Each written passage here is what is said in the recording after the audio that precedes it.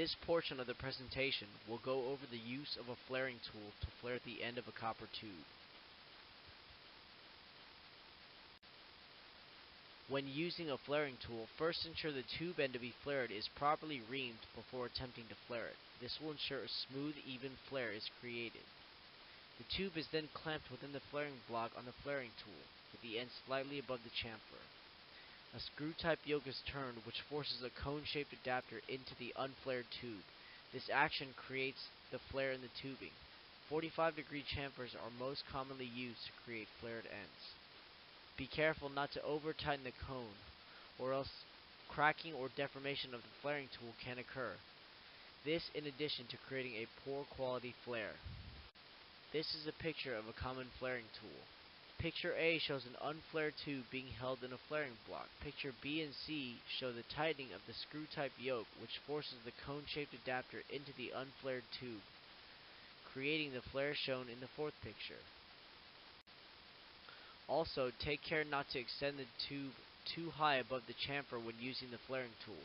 This creates a flare that may be too wide, which will affect the connection of the flare to the fitting. The ideal flare produced should be smooth, even, and round. This flare should have sufficient length to provide full contact with the mating surface, while not interfering with the threads of the fitting. First, place the flaring nut on the tube. Then, clamp the tube in the flaring block, leaving part of the tube above the chamfer. Tighten the wing nuts.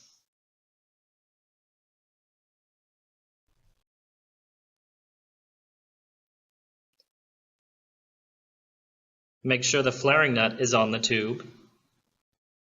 Attach the screw-type yoke to the flaring block. Then, tighten the screw, making sure not to over-tighten.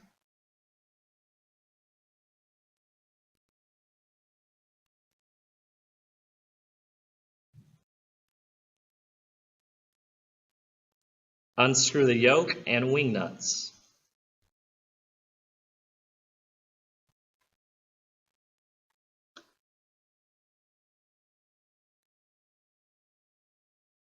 This is your flared tube.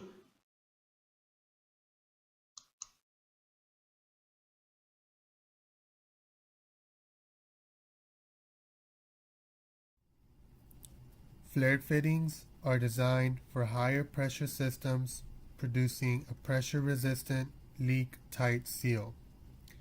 Flare connections offer a high degree of long-term reliability. Flare fittings are available in a broad range of sizes and configurations, which include caps, plugs, unions, elbows, adapters, and tees.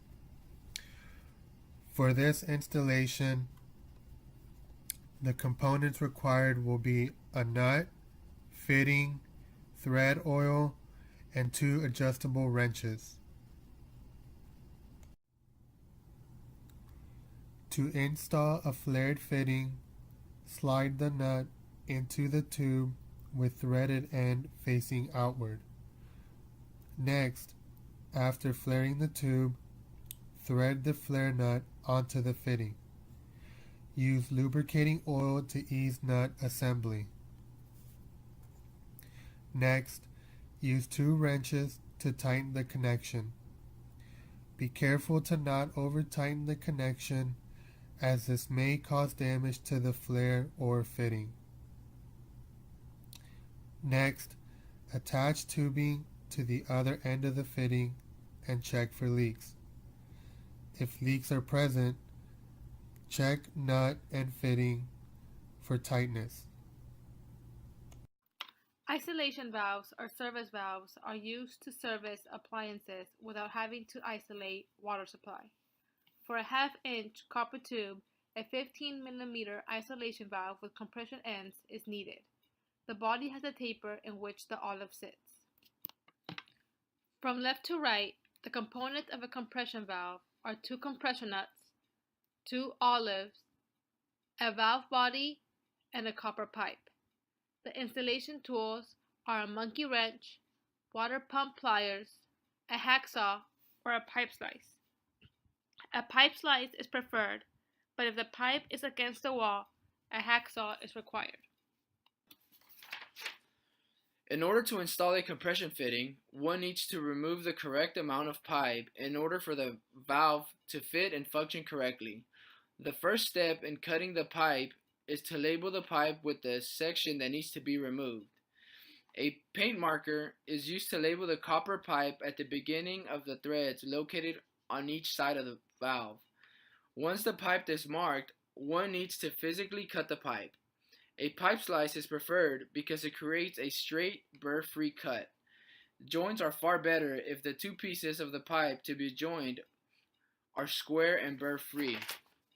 If a pipe slice is not an option, a hacksaw will suffice, but it will be difficult to make a straight cut. In order to use a pipe slice, open the pipe slice and close it onto the pipe. Then rotate in the direction of the arrow on the pipe slice. Alternately, cut the pipe with a hacksaw, making sure to cut along the marks made. Now that the pipe is cut, one slides the two compression nuts onto each piece of the pipe, followed by the two olives. Next, one places the valve into the two pieces of pipe, ensuring that the arrow on the pipe is pointing in the direction of water flow, in order for the valve to function properly. Now one pushes each compression nut onto the valve and tightens by hand. After the compression nut can no longer be tightened by hand, a pair of water pump pliers is used to hold the body of the valve, while the monkey wrench is used to turn the compression nut another 3/4 of a full turn. Now we check for leaks when the water is restored.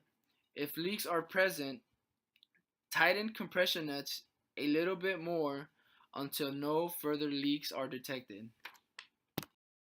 Hi everyone.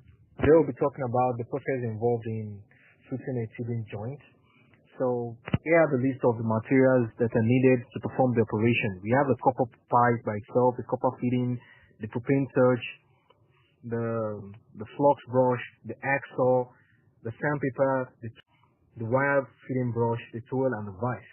So the next couple of slides we'll be talking about the process involved. It actually takes about 6 to 7 steps to perform the operation successfully. So the first thing you want to do is you secure the tube in a vise and cut it along the line where you want the copper. Remove some excess of material tip by using a brush to make sure that all the cutting that you just made are clean. So after doing that, you want to clean the inside and the outside of the pipe with a piece of sandpaper to get rid of all the debris and for the next operation.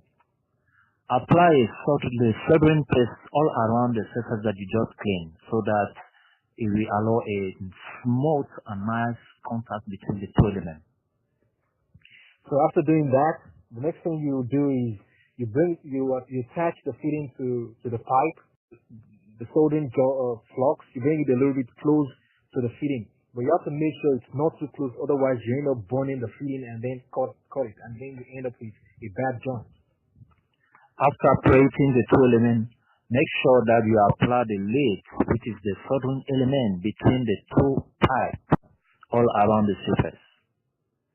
So if that process is followed properly, then you should have a very good joint. So the last thing you want to do is clean the surface that you just soldiered. Just clean both on the inside and the outside. The process involved. Thank you.